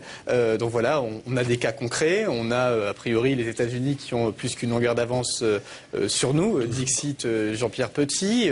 On a pas mal de cas concrets, en tout cas souvent avérés. Le gouvernement français, vous, c'est un petit peu votre cible, en gros, dire il va falloir se bouger. Et pourquoi? Donc par rapport aux États-Unis, vous savez qu'ils sont plus en avance que nous, les autres pays, la France en est vraiment en retard, il est temps qu'on se lève un petit peu les manches? Il y a quelques éléments qui laissent à penser effectivement qu'ils ont pris beaucoup d'avance sur nous. En tout cas, moi je suis certain d'une chose, c'est qu'aux États-Unis, on ne fait pas d'impasse. Et il est impensable que les états-majors et que le Pentagone n'ait pas été mis au travail sur des événements aussi extraordinaires que ceux qui nous ont été décrits tout à l'heure. Et il faut savoir que les états-majors ont des méthodes de travail. Or là, nous sommes en présence d'un phénomène, vous l'évoquiez à l'instant, qui est vraisemblablement intelligent, qui ne répond pas aux lois ordinaires de la nature, qui est discret, furtif, brouillé. Or, les états-majors disposent d'une méthode pour étudier ce genre de phénomène. C'est la méthode des états-majors qui a été mise au point aux États-Unis pendant la Deuxième Guerre mondiale, en même temps que à la même époque que la recherche opérationnelle. La recherche opérationnelle, c'est ce qui permet de faire une analyse d'une situation lorsqu'il n'y a que des données, disons, naturelles, modélisables, mais lorsqu'il y a une intelligence dont les motifs sont incertains. Lorsque on est en présence d'une menace qui n'est pas avérée mais qui est incertaine, eh bien il faut utiliser les bonnes méthodes qui sont les méthodes d'état-major employées par tous les grands états-majors, mises au point par les Américains encore une fois. Il est impensable que cette méthode n'ait pas été appliquée aux OVNI. Nous demandons à ce que le gouvernement français veuille bien mettre nos états-majors au travail, et je vous assure que s'ils sont mis au travail en appliquant la bonne méthode, ils arriveront aux conclusions auxquelles quelques-uns d'entre nous sommes déjà parvenus. Alors, vous dites clairement dans cette lettre, vous évoquez largement aussi l'hypothèse extraterrestre, soyons clairs. Nous nous installons dans l'hypothèse d'une intrusion extraterrestre. Voilà, des êtres intelligents, au niveau de connaissances inégaux et au développement psychique et biologique éloigné, seraient capables de se comprendre. C'est ce que dit dans cette lettre. Donc, en gros, quand vous envoyez cette lettre au gouvernement il y a 1 an, aujourd'hui, réponse ou bilan, il y a eu des... Alors nous avons reçu des réponses fort aimables mais très évasives et de la part du cabinet du président de la République qui nous dit que la lettre a été transmise au ministre de la Recherche. Le Premier ministre nous a répondu que lui aussi transmettait la lettre au ministre de la Recherche et le ministre de la Recherche, enfin son cabinet, nous a répondu qu'il ne manquerait pas d'en tenir compte et de lancer les bonnes études. Nous demandons une étude exhaustive sur le phénomène, sur une intrusion, sur une intrusion extraterrestre. Nous demandons une étude de validation de l'hypothèse extraterrestre. En deuxième partie de l'émission, on parlera d'un point de vue stratégique, qui est aussi au cœur du jeu, justement. Oui, parce que il est certain que si effectivement l'étude valide l'hypothèse de l'intrusion extraterrestre, il faut bien voir que nous sommes en présence donc d'une civilisation qui nous observe, qui a une politique, qu'en application de cette politique, elle a une stratégie, et qu'il est donc urgent de réfléchir à la stratégie qu'il faut lui opposer. Or, nous sommes parvenus à la conclusion que le phénomène n'était vraisemblablement pas hostile, mais qu'il était peut-être éminemment dangereux pour des raisons de choc culturel. C'est un sujet extrêmement intéressant de savoir qu'est-ce qui se passerait si il y avait un éventuel contact. Qu'est-ce qu'on pourrait faire? On va revenir aussi avec vous après Jean-Pierre Petit. Concrètement, scientifiquement, il y a des choses à faire. On va découvrir ça dans une deuxième partie d'émission. Mais avant ça, je voulais quand même vous présenter un sujet qui n'est pas si éloigné des ovnis. C'est un sujet aussi qui est traité de la même manière, à savoir il y a des études scientifiques qui vont être validées, d'autres qui vont dire c'est une supercherie, il va y avoir des canulars autour de ça. On les appelle les crop circles. Regardez. Ils sont observés essentiellement dans le sud de l'Angleterre depuis les années 60 et plus récemment sur toute la surface du globe. À ce jour, leur nombre est évalué à plus de 5000. On les appelle les crop circles ou cercles de culture.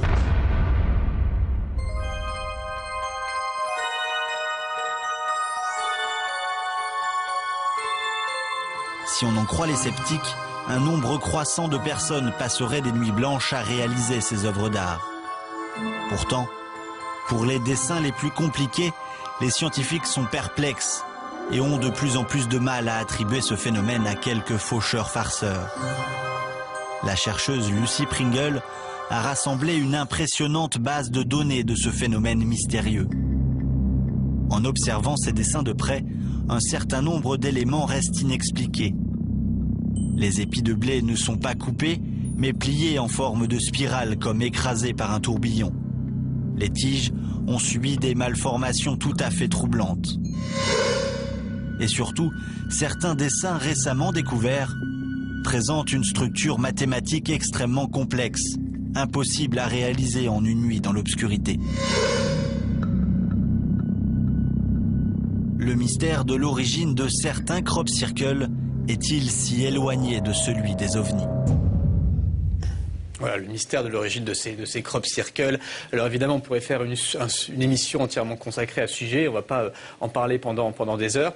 Malgré tout, quelle est votre réaction à vous, messieurs, par rapport à ça, Jean-Pierre Petit? Moi, j'en ai donné une réaction. Je me rappelle, en 91, j'étais passé une émission de télévision sur la 5, et il y avait un spécialiste des effets spéciaux qui me disait, vous savez, des ovnis, je vous réalise ça quand vous voulez. Bon, peut-être qu'on peut faire des faux crop circles. C'est sûr, il y a des faux. Il y a même des... C'est sur Internet avec création de crop circles. Voilà, il y a des films là-dessus. Maintenant, j'ai dit à ce type-là, ne me dites pas qu'on peut faire marcher un objet matériel à vitesse supersonique sans faire de borne, parce que ça, c'est pas un effet spécial, c'est de la physique, c'est pas pareil. Ce qui est le cas aussi quand on voit des dessins très compliqués. C'est très facile de déstabiliser. C'est-à-dire que vous tournez certaines observations, certaines choses comme ça, vous pouvez les réaliser, vous tournez en canular en disant, vous voyez, moi je vous fais balancer un ballon, vous voyez, l'OVNI que vous avez vu, c'était le lampadaire. Je veux dire, c'est ça, c'est un peu le problème du phénomène OVNI, comme si c'est non identifié. On peut très bien reproduire tout ce qu'on veut qui ressemble. Donc c'est très déstabilisant, je veux dire. En gros, c'est l'être humain qui auto-ridiculise, absolument. Qui il y a un moment, ça devient un phénomène de croyance. Alors vous avez un côté, vous avez l'intelligence logique rare qui va vous déstabiliser ça avec d'autant plus, on met beaucoup plus d'énergie, si vous voulez, dans la destruction d'une chose que dans l'information de. Et Seval va vous expliquer ça. Il va vous expliquer pourquoi. Parce que les gens ont peur. Ils veulent exorciser leur peur, c'est tout. Justement, merci beaucoup Jean-Pierre Petit. Vous faites parfaitement la transition avec cette deuxième partie d'émission. Juste le temps de remercier, puisqu'il faut laisser malgré tout de la place sur ce plateau, Monsieur Daniel Michaud. Merci beaucoup d'avoir été avec nous, d'avoir apporté ce témoignage. Et d'ailleurs, vous le dites en rigolant, vous n'avez rien à vendre. Vous êtes juste là pour apporter un témoignage, pour essayer de faire un peu avancer le schmilblick. Merci beaucoup d'avoir été avec nous. On se retrouve après une courte pause. En Europe, des spécialistes se réunissent afin d'élaborer des protocoles pour étudier au mieux les phénomènes aérospatiaux non identifiés. Ils nous expliqueront lesquels.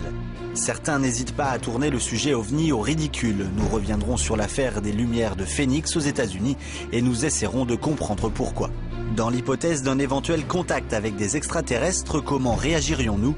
Des spécialistes de la question nous livreront leur analyse en fin d'émission. La grande soirée spéciale OVNI continue tout de suite après la pub.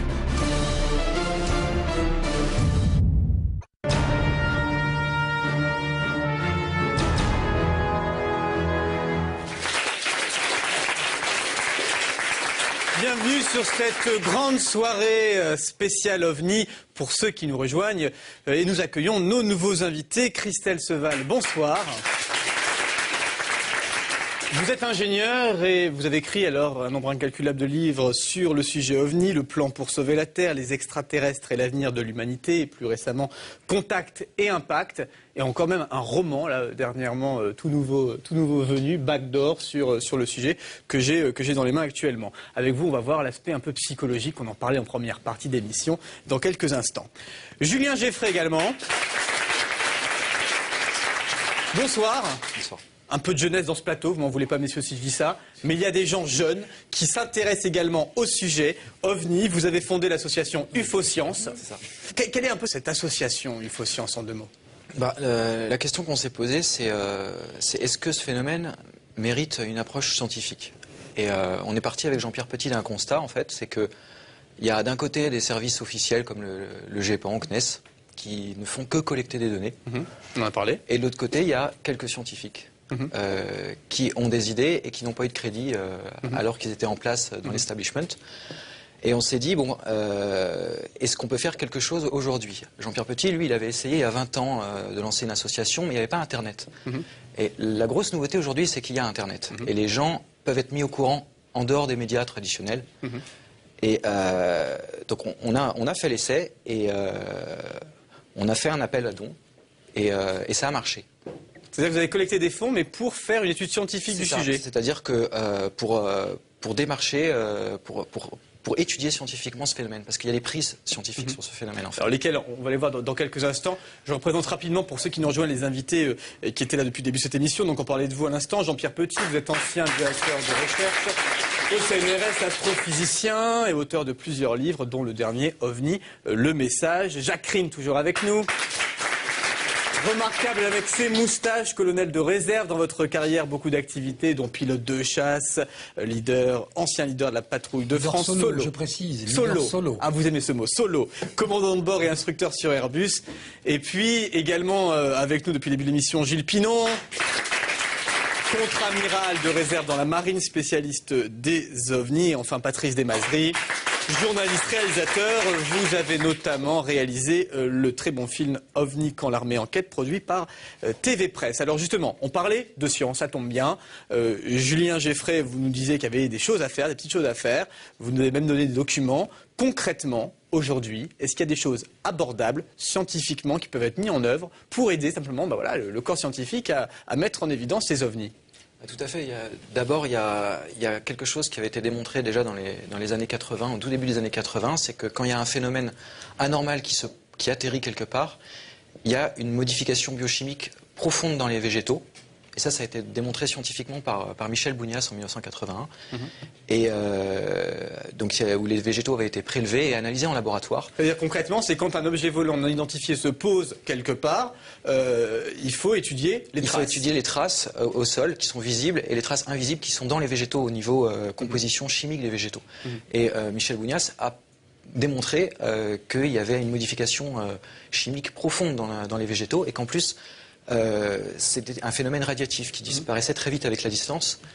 Excusez-moi Julien, mais ça a l'air, j'allais dire, évident. Enfin, si vous dites qu'il faut faire ça, c'est qu'aujourd'hui... Non, c'est que ça a été fait une première fois, et il y a eu un deuxième cas quelques années plus tard, et cette fois, ça a été complètement raté. C'est-à-dire que les gendarmes qui sont chargés de ce type d'enquête sont arrivés sur le terrain et ont coupé les plantes au ciseau, les ont enfermées dans des sachets plastiques hermétiques. Et on mis ça dans le bac à légumes de la brigade. D'accord. Voilà. Et donc, le temps que ça arrive au labo, les échantillons étaient pourris. Ah oui, bah oui. D'accord. Donc, il y a le deuxième cas qui aurait pu confirmer le premier en 81, et il n'a pas été concluant à cause de ça. Donc, il manque en fait des équipes dédiées, spécialisées, pour étudier ce phénomène in situ, faire les prélèvements adéquats et les analyses ensuite. Justement, vous nous avez confié une petite vidéo qui est une simulation, tout simplement, de ce qu'il faudrait faire. On la découvre et on en parle après. Regardez. Un objet volant non identifié aurait atterri, laissant une trace visible sur le sol. Suite à une enquête préalable corroborant le sérieux du témoignage, une équipe d'intervention spécialisée est dépêchée sur le terrain. L'équipe procède en premier lieu au balisage de la zone. Une balise par mètre est placée sur chacun des axes gradués.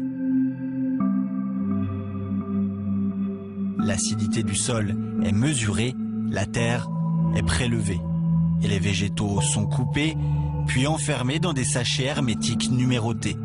Ils sont alors conservés dans de la glace carbonique à moins 80 degrés. À cette température très basse, leur métabolisme est totalement stoppé. Les échantillons ainsi conservés sont transportés jusqu'au laboratoire d'analyse qui déterminera l'origine du phénomène. Alors voilà, petite simulation. Qu'est-ce qu'il faudrait faire, en fait, tout simplement, pour faire fonctionner ce protocole, concrètement? Après, il y a le circuit de l'information. Ça arrive plus souvent qu'on croit, mais les gens ne parlent pas forcément. Il y a la peur du ridicule. Mais bon, qui contacter quand on voit ça? Normalement, il faut contacter la gendarmerie. Donc en gros, ce serait à la gendarmerie qu'il faudrait apprendre ça, je sais pas, Jean-Pierre Petit, ou ce serait les méthodes à apprendre à la gendarmerie. Je pense qu'il y a quand même une chose, c'est qu'il y a un territoire assez vaste à couvrir. Qui peut faire ça? Je crois qu'effectivement, on ne peut pas confier ça à n'importe qui. Il faudrait former les gendarmes. Mais sur ce genre de choses. Par exemple, pour qu'ils comprennent qu'il faut conserver ça à moins 80 degrés et pas dans un bac à légumes. Donc il faut leur expliquer. Mais personne ne le fait. Donc en gros, c'est un peu, on va dire, le but un peu du Faux Science aussi, c'est un peu sensibiliser sur tous ces sujets. On a quand même une police scientifique qui commence à être sacrément pointue, et je pense qu'une information, je veux dire, de ce qu'ils savent faire pour certaines choses, du protocole qui serait pour ce genre de choses, il n'y a pas grand-chose à faire qu'une bonne information, je veux dire. Surtout que ça ne doit pas coûter cher. Enfin, je sais pas, l'équipement en tout de ce qu'on a pu voir, ça ne doit pas... L'équipement, c'est quelque chose...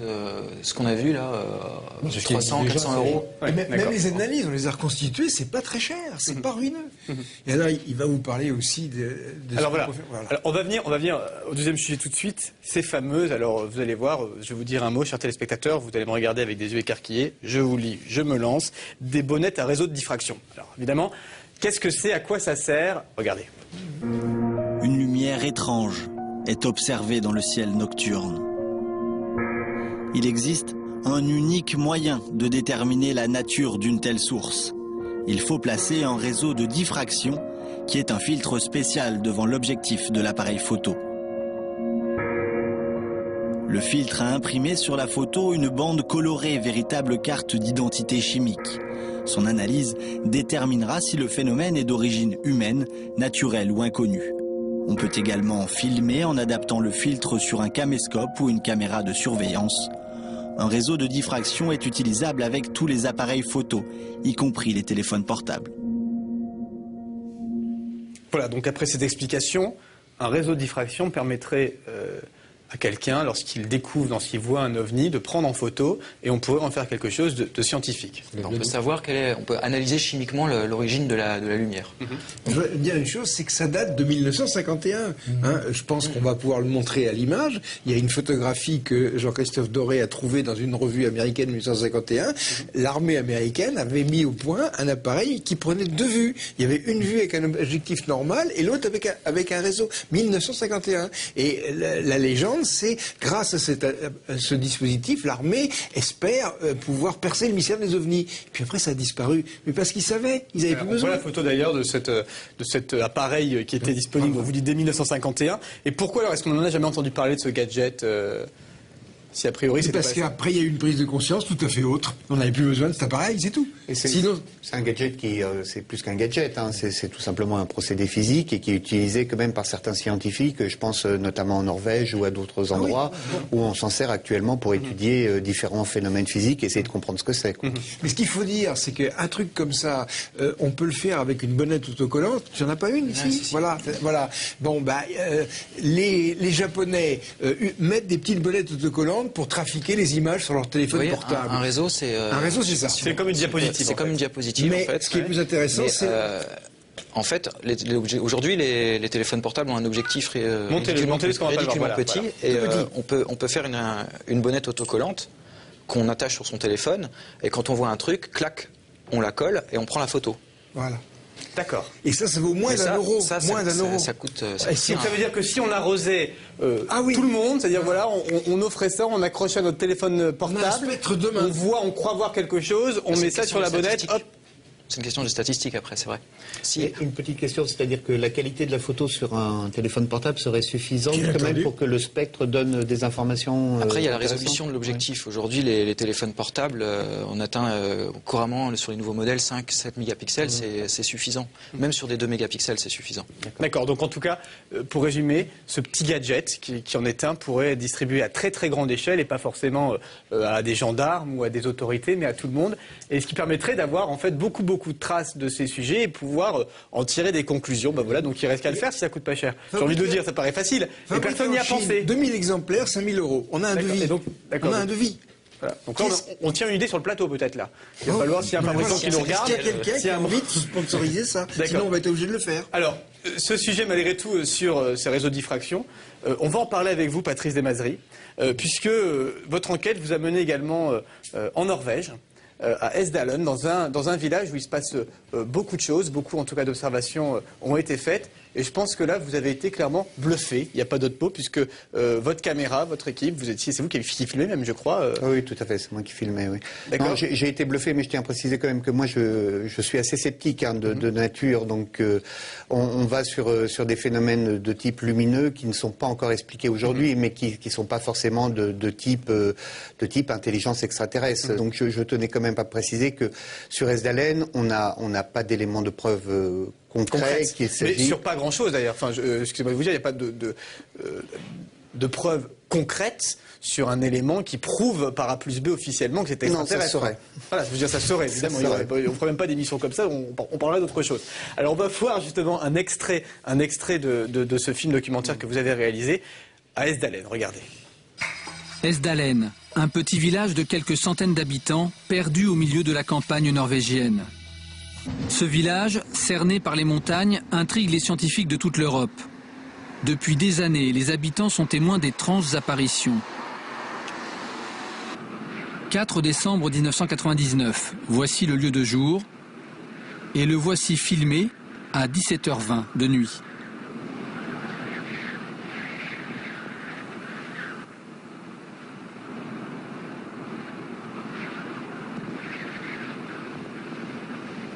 La lumière n'a pas disparu, c'est la caméra qui a cessé de tourner au bout de 12 secondes. Nous avons agrandi l'image. Cette lumière qui traverse le champ de la caméra fait partie des phénomènes d'Esdalen, comme les ont plusieurs fois photographiés les scientifiques. Nous décidons de passer la nuit dans la montagne. Nous retrouvons un groupe d'étudiants et de lycéens qui part en observation. Dans cette zone, il y a eu beaucoup d'observations au-dessus de ces montagnes.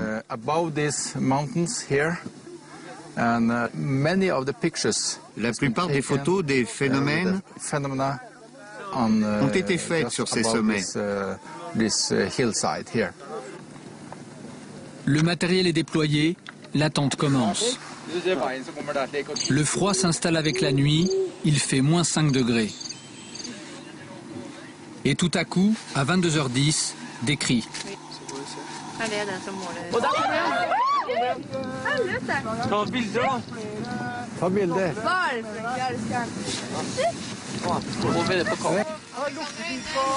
Nous avons ralenti l'image. Traversant le ciel comme un bolide, une lumière. Le temps de zoomer et de faire la mise au point, elle disparaît. L'observation a duré 8 secondes.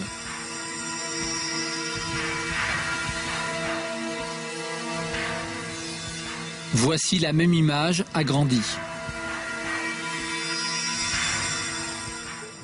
Le lendemain, séance de débriefing au PC.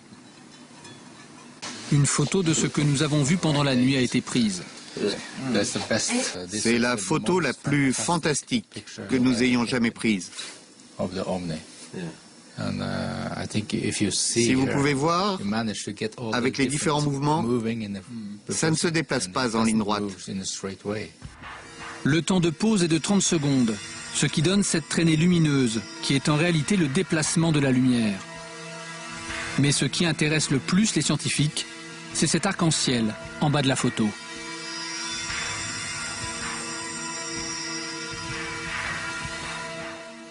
C'est le spectre lumineux.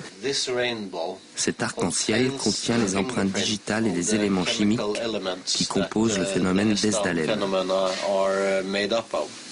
On peut voir en analysant ce spectre si c'est un objet solide ou non, comme du plasma ou du gaz. Mon premier sentiment, je ne suis pas sûr, ça ressemble à quelque chose de solide. Oui, ça ressemble à quelque chose de solide comme du métal. Patrice Desmazeries, les yeux se tournent vers vous. C'est vous qui êtes à l'origine de ces images. Alors que s'est-il passé après ça, cette analyse? Qu'est-ce qu'elle a donné? J'imagine que là, plus que le journaliste, il y a l'homme qui reprend le dessus en disant j'étais témoin d'un phénomène, je veux en savoir oui, il y a deux choses. Il y a personnellement. déjà évidemment le choc du phénomène visuel et le trouble que ça peut susciter chez quelqu'un qui ne croit pas au phénomène ovni, enfin de manière directe. Et donc effectivement. Clairement, c'est-à-dire que vous ne croyez pas aux extraterrestres au départ, pour être très précis sur les termes. Pour être très précis, je pense que ça relève pour l'instant, enfin tant qu'on m'aura pas démontré de manière claire que les extraterrestres existent. Enfin, je pense que les extraterrestres, qu'il y a une forme de vie quelque part dans l'univers. Mais après qu'ils viennent sur Terre, c'est une autre histoire, quoi. Donc sur ça, donc un choc, on se met en question, et puis après bon, il y a une chose qui est coupée là dans le film, mais il y a eu aussi un écho-radar, donc quelque chose beaucoup d'éléments qui scientifiquement permettent d'étudier ce phénomène plus à fond. Et là, les scientifiques norvégiens travaillent dessus. Une équipe de scientifiques italiens aussi qui travaille dessus. Et alors, des publications de ces phénomènes? Alors justement, sur cette observation qui a été faite il y a 2 ans, normalement, il y a une publication qui est prévue, oui, dans une revue scientifique. Oui. C'est toujours assez long, Monsieur Petit le sait, puisqu'il doit y avoir vérification et un certain nombre de choses, mais il semblerait effectivement que c'est quelque chose de solide.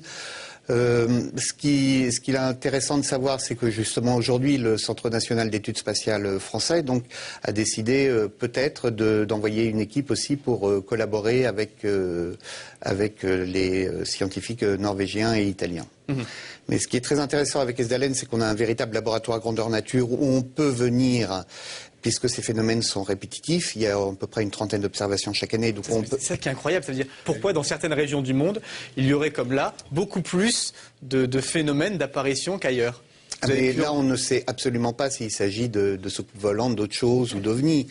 Ça peut être des phénomènes... Là, pour le coup, c'est un phénomène aérospatial non identifié. Ça, voilà, c'est exactement ça. Bon, avec la possibilité, avec l'éco-radar et le fait qu'il y ait quand même quelque chose de peut-être solide.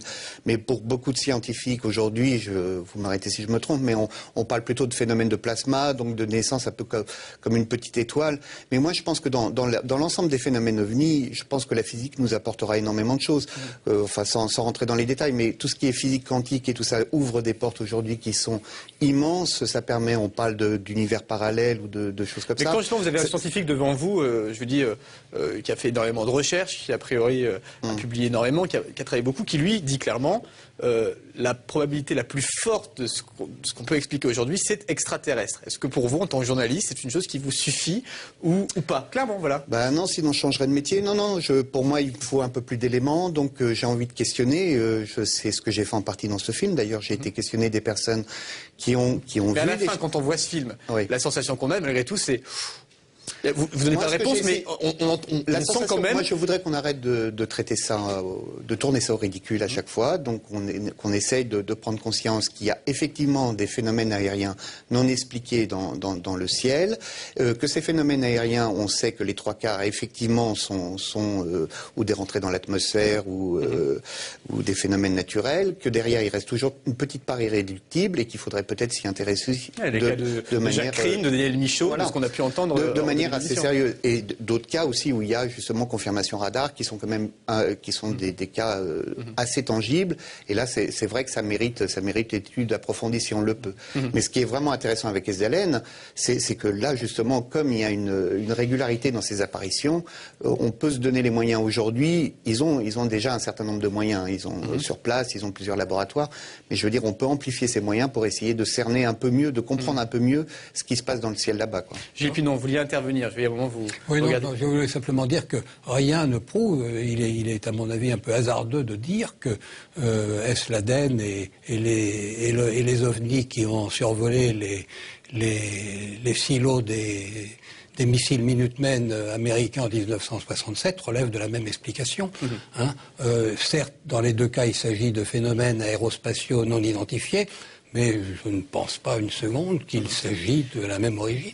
Vous parliez justement d'affinité, après j'allais dire, du phénomène avec le nucléaire. On se rend compte qu'après, et ça j'ai lu, c'est pas moi qui l'invente, après les premières explosions atomiques, donc Nagasaki, Hiroshima bien sûr, on a vu des survols, on a constaté des survols ostensibles très nombreux au-dessus des sites nucléaires, civils ou militaires.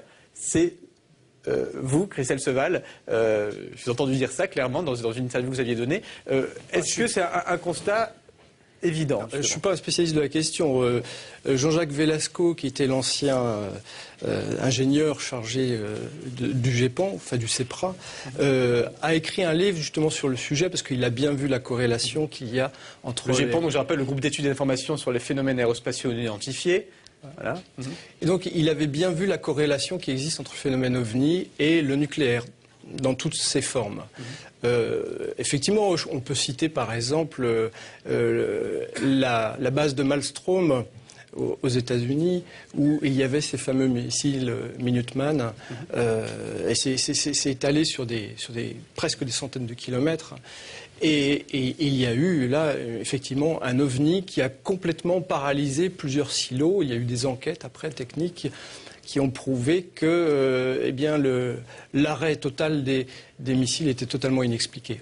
Une question. Vous avez écrit un livre, Contact et Impact, qui prend l'hypothèse, pour le coup, d'avoir un contact direct avec un extraterrestre. On y va très clairement. Voilà, et vous imaginez toutes les hypothèses. Voilà. C'est l'hypothèse de départ. Qu'est-ce qui se passerait en cas de contact avec des extraterrestres intelligents?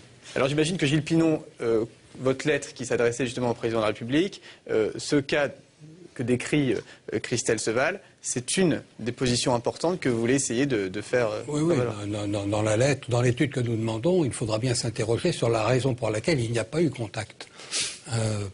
Et Christelle Seval et moi-même avons les mêmes conclusions finalement, c'est que si le phénomène n'est apparemment pas hostile, il est éminemment dangereux.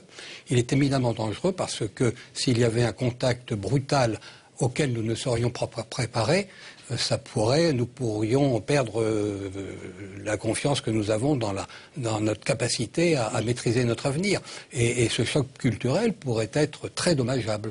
Et alors il était intéressant, et Christelle Seval l'a fait, d'étudier les conséquences que pourrait avoir un tel contact, et on s'aperçoit qu'un tel contact serait éminemment dommageable. Alors, comment ça se passerait en fait ce contact? Votre analyse vous a poussé à quelle conclusion? L'histoire nous a appris que les civilisations primitives, exposées à des civilisations technologiquement avancées, sont vouées à s'effondrer. À juste titre, dans le langage, on dit le choc des cultures, le choc des civilisations.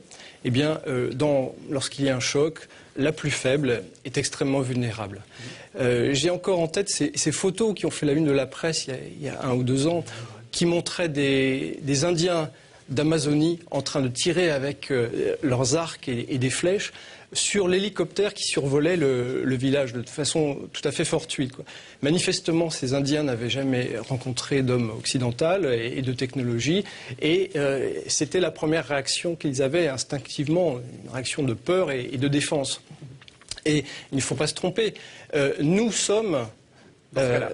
Exactement, nous sommes la tribu primitive et aujourd'hui nos arcs et nos flèches ce sont nos avions et nos missiles. Et d'ailleurs il y a beaucoup de témoignages de pilotes qui ont tiré sur des ovnis parce qu'on leur a donné l'ordre de tirer. Par exemple Jean Kissling qui a témoigné il n'y a pas longtemps, un pilote français. Donc dit alors avoir eu l'ordre clairement de tirer sur un ovni. Il était instructeur aux États-Unis sur une base américaine. Ça se passait en 1945. Et on lui a donné l'ordre d'aller chasser des ballons-sondes suspects. Et lorsqu'il s'est approché des ballons-sondes, il a vu ceux-ci se transformer en disques. Et il a quand même tiré avec ses 8 mitrailleuses. Et il est revenu. Bon, maintenant il témoigne. C'est dans une nouvelle association qui s'est créée, dans une association savante qui s'appelle la 3AF, exactement. Et bon, il y a des tas de témoignages de pilotes comme ça qui ont tiré. Donc nous sommes une tribu primitive. Concrètement, le bilan est très négatif. Et encore une fois, vous dites que c'est pas hostile. Alors je me mets dans l'hypothèse où les extraterrestres existeraient, qu'ils seraient vraiment dans ces fameux ovnis. S'ils avaient voulu nous détruire, ce serait fait depuis longtemps. C'est pas du tout le cas. Et en gros, il y a même pas d'issue, puisque vous dites clairement qu'on serait anéanti. Donc c'est un petit peu, dans cette hypothèse, c'est un petit peu compliqué. Mais je suis toujours stupéfié de voir que on oublie toujours l'approche sociologique lorsqu'on aborde le phénomène OVNI. Or, l'approche sociologique a, par exemple, une réponse quasi évidente à la question récurrente qui est au cœur du débat quand même, qui est si les extraterrestres sont là, pourquoi ne se manifestent-ils pas ? Oui, moi je suis jaloux, j'en ai jamais vu. La réponse, c'est que notre civilisation ne le supporterait pas. Nous ne sommes pas capables d'absorber le choc culturellement. Jacques Rine. Ben oui, moi j'ai imaginé qu'on soit à la période des Gaulois, un Gaulois qui est dans son champ, à l'époque des Romains, et qui va passer un blériot. Tiens, c'est le 100e anniversaire de Blériot. Imaginons, mettons-nous dans la tête d'un Gaulois avec sa pensée politiquement correcte de l'époque, son analyse politiquement correcte de l'époque, il voit passer ça dans son ciel. Moi, dans mon expérience à laquelle je reprends de temps en temps, je dis, bon, moi j'en reste à l'objet volant non identifié, mais ça n'empêche pas de gamberger. On peut. Et après, ça devient un problème de foi, ça devient un problème de culture, c'est une réponse à une peur, c'est un espoir. Moi, je veux dire une chose, c'est que c'est quand même une déception pour moi qui suis dans la communauté scientifique de voir que les scientifiques qui ont les outils intellectuels pour s'approcher de ces choses-là sont les gens qui ont le plus peur. Moi, j'ai appelé ça la cosmotrouille. Ils ont une trouille pas possible, les scientifiques. Alors, pour en revenir à ces fameux contacts éventuels, sommes-nous prêts à un éventuel contact? La réponse, c'est quoi? Je ne suis pas le seul à le dire. Il y a eu des rapports. Par exemple, je cite le rapport du Brookings Institution qui a été commandé par la NASA et qui dit qu'en cas de contact, il y aurait un risque de bouleversement culturel, politique, social, religieux, scientifique, philosophique, et il conclut par des risques de révolution. C'est la peur. Bon, voilà. C'est notre incapacité à affronter un inconnu aussi immense. Bien sûr, avec autre chose. Et sachant cela, posez-vous la question, que ferait un ethnologue extraterrestre en visite chez nous? Si cette forme d'intelligence, malgré tout, est présente dans des ovnis sur notre petite Terre, ce serait quoi, dans cette hypothèse, leur but? Observer. Mais la Terre en observation, comme nous le ferions si nous avions les moyens d'aller dans l'espace observer une planète qui porte la vie.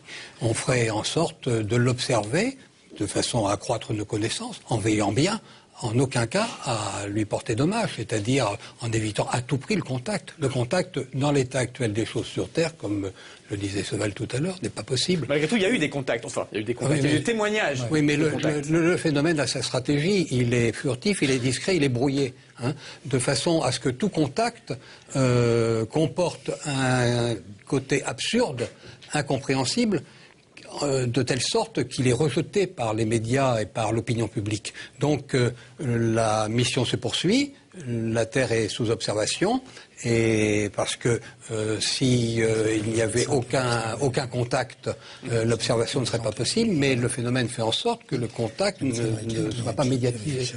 D'où la stratégie repose sur le brouillage. Jean-Pierre Petit, vous levez le doigt. Je voudrais vous donner mon opinion. Le phénomène OVNI, il s'intensifie quand même à partir des années 45-47, dans la prière, comme ça. Et comme l'avait remarqué Velasco, il a vraiment insisté là-dessus, c'est justement au moment où on entre dans l'ère nucléaire. Et moi, je vais vous donner ma conviction. À partir du moment où une civilisation planétaire commence à toucher à l'atome, elle commence à toucher à des énergies, et elle est partie dans une espèce de compte à rebours qui va se terminer par le voyage extraterrestre, par la capacité de changer de physique, de faire des découvertes absolument phénoménales, et on a des gens qui observent en disant tiens, ça y est, ils sont entrés dans le club, on va voir. Alors effectivement, il y a deux solutions. Soit on arrive à faire ce saut et on va rentrer dans le club des gens qui se connaissent, on a des voisins, on va les rencontrer, et puis peut-être qu'on arrivera à résister à ce choc culturel parce qu'on va découvrir des tas de choses, soit alors ça va nous exploser la figure, parce que cette technologie elle est extrêmement dangereuse, c'est tout. Elle sert à quoi aujourd'hui concrètement de cette technologie qui est de plus en plus mise en œuvre? Pas tellement, on pense pas tellement au voyage interstellaire, quoique si. Il y a quand même, on essaye d'aller sur Mars, on essaye d'aller découvrir. C'est surtout la guerre. Regardez par exemple le livre Revenir en secrète américaine. Moi, c'est ce que j'ai entendu à Brighton. Qu'est-ce qu'ont fait les Américains? Des armes. C'est ce qu'ils avaient dans la tête, c'est tout. Et je vous dis, l'incidence qu'a eu le fait qu'ils aient pris le sujet OVNI au sérieux, c'est formidable. On va pouvoir faire des armes avec. Exactement, ils m'ont dit ça naïvement. Des torpilles hypervioleuses, tout ce qu'on veut. De la taxe avec les Russes pendant 1 an et demi dans les années 72-74.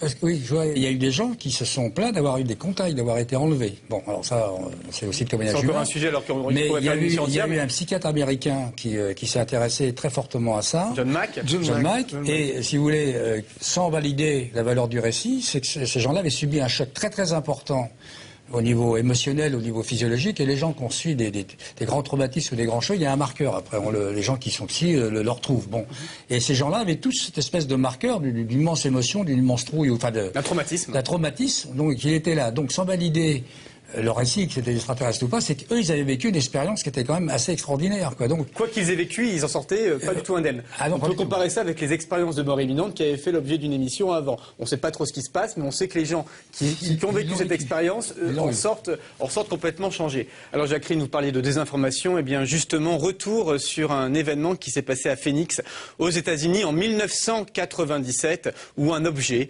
volant non identifié a été vu par des centaines de personnes. Voilà comment a été traitée l'information. Que s'est-il passé le 13 mars 1997 dans le ciel de Phoenix aux États-Unis? De nombreux habitants de la région ont été témoins d'un phénomène toujours inexpliqué aujourd'hui et qui reste l'un des plus marquants de l'histoire du phénomène OVNI. Ce soir-là, vers 22 h, 10% des habitants de l'Arizona disent avoir vu la même chose. Une formation de lumière en V, large de plusieurs kilomètres, qui a traversé silencieusement l'Arizona. Certains n'ont pas hésité à prendre leur caméscope pour filmer la scène. Figure this one out. There's a double. There's a third one. Hey, Sue? All right, you tell me what it is. Oh, what do we got? Hey, Sue! Oh my God! Oh. The time is about 10 o'clock, Sue? Yes. 10 o'clock, March 13th, Thursday night. Le sujet prend une grande ampleur. La mairie reçoit un nombre incalculable d'appels et les médias relayent largement l'information.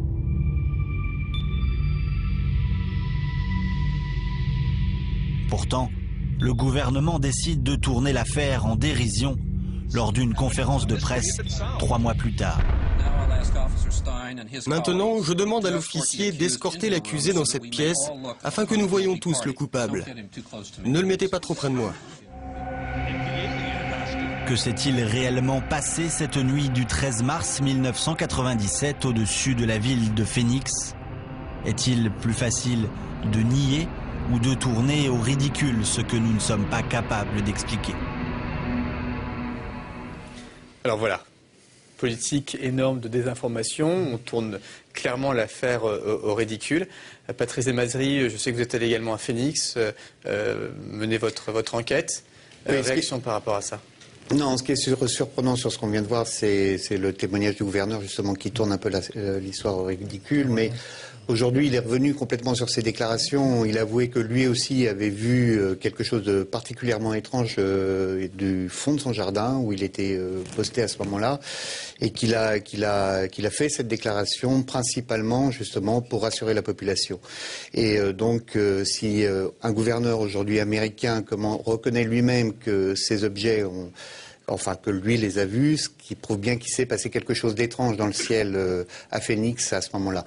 La position de l'armée américaine est très simple. Pour elle, ce sont des flares. Des flares, c'est des leurres lumineux que lâchent les avions, et ces leurres lumineux, c'est vrai, quand ils tombent de nuit, peuvent donner une impression quelquefois d'observer Il y avait une géométrie parfaite là, parce que voilà, ça pourrait être aléatoire. Ce qui est un peu troublant par rapport à des flares, c'est que normalement, en général, comme il y a une lumière qui se dégage derrière, on voit comme une traînée.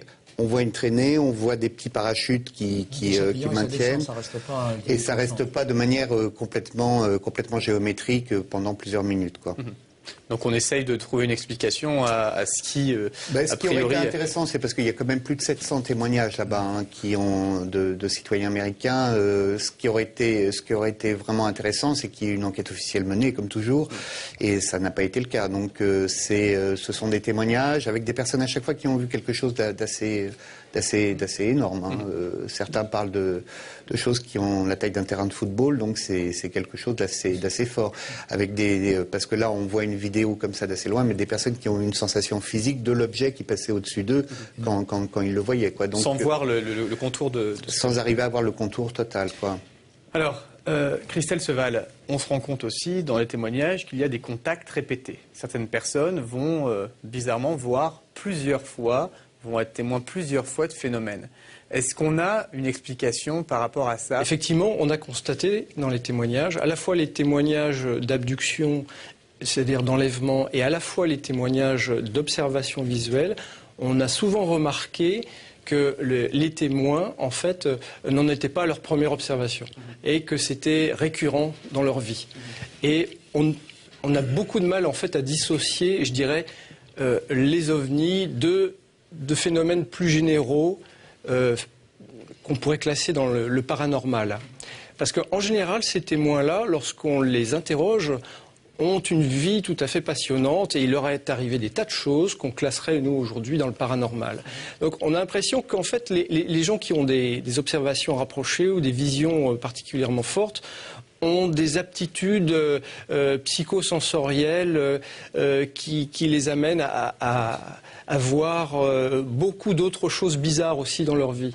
Donc il y aurait des individus un peu prédisposés à voir ou en tout cas à observer ces phénomènes. Si on écoute les témoignages, oui.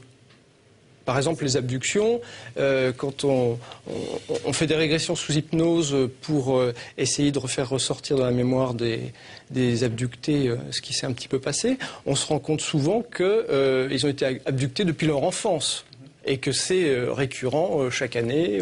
Enfin, on arrive à des nombres incroyables d'enlèvements. Alors, est-ce que c'est vrai, est-ce que c'est pas vrai? En tout cas, le témoignage, lui, il est sincère et il est vrai.